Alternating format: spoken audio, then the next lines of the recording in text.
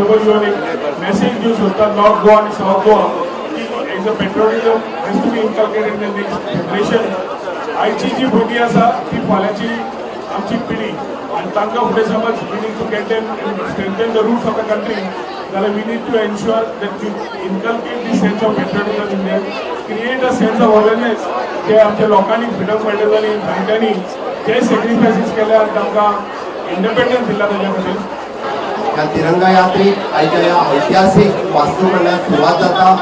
आमी सगळ्या जाणांक देशाच्या आझादीक आज 75 वर्सां पुराय जाता आनी त्याच बरोबर गोंयांत पयलो तिरंगो जो आसा तो ह्याच स्थळा वयल्यान आमी 19 डिसेंबर 1961 तब्बल 14 वर्सां उजरा म्हणजे भारत देश मुक्त जाल्या उपरांत 14 वर्सांनी उजरा ह्याच जाग्याचेर हो तिरंगो ह्याच पोलाचेर फडकयल्लो.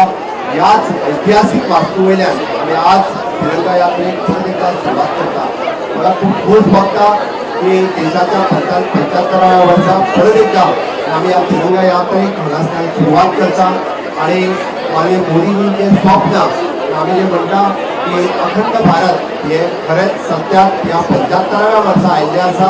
तांच्यांनी ह्या देशा खातीर पळयल्लीं स्वप्नां फुडल्या 100व्या वर्सा आयचे कर्नाटक फुडल्या ह्या देशाचे भावी नागरीक आसा आनी पंतप्रधान नरेंद्र मोदीजींनी 75व्या वर्सा पळयल्लीं सगळीं स्वप्नां स्टार्टअप इंडिया आसतलें, क्लीन इंडिया आसतलें, ह्यो सगळीं स्वप्नां आमकां सातत्यात आनी खरी जाता आसतना हांगा दिसता.